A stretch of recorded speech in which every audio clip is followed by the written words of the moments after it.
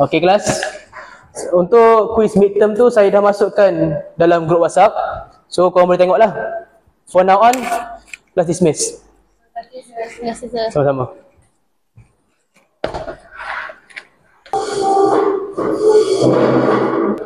Kira, Nuyin dapat makan berapa? Aku dapat sebelah je Aku pun lebih kurang macam kau. Sama lah. Tapi siapa dapat markah paling tinggi dalam test ni? Mestilah Alia. Dia kelas aku tak masuk. Saya mau free rider je tengok. Ish, Kira ni tak baik lah. Husnuzan lah sikit. Mungkin rezeki dia kot. Yalah. Dah, jomlah kita balik. Jom.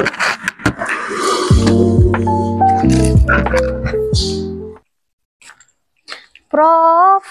Ya, kenapa?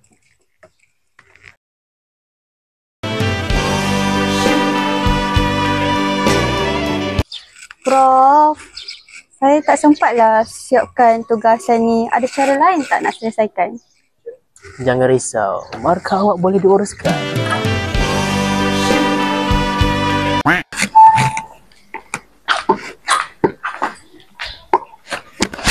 Itu bukan Prof dengan Alia ke? Lah. Diorang buat apa tu? Cari sesuatu je. Oh ya ke? Terima kasih Prof. Sama-sama.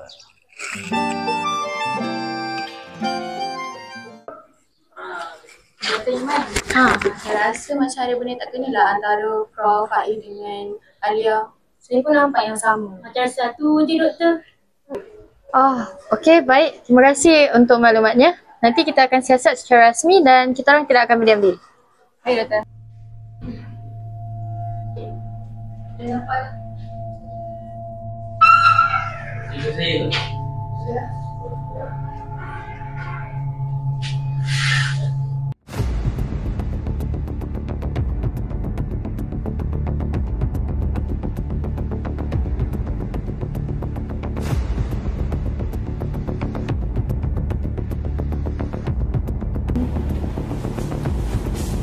Faiz,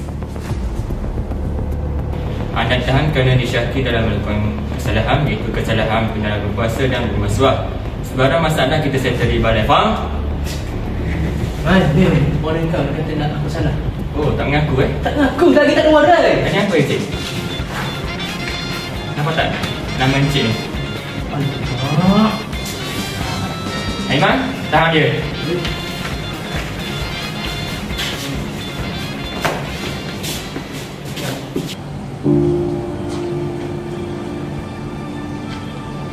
Jawapan.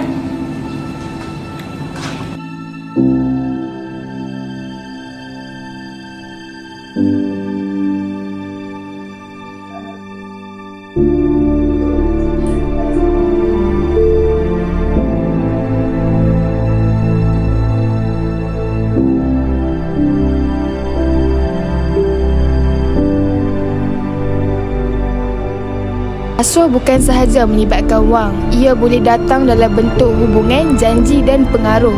Di universiti, integriti adalah nadi utama, pensyarah adalah pendidik bukan pedagang markah, pelajar adalah pewaris negara bukan perosak sistem. Jangan biarkan universiti jadi pusat rasuah. Laporkan salah laku, lindungi maruah institusi. Integriti bermula di sini. Pesanan ikhlas dan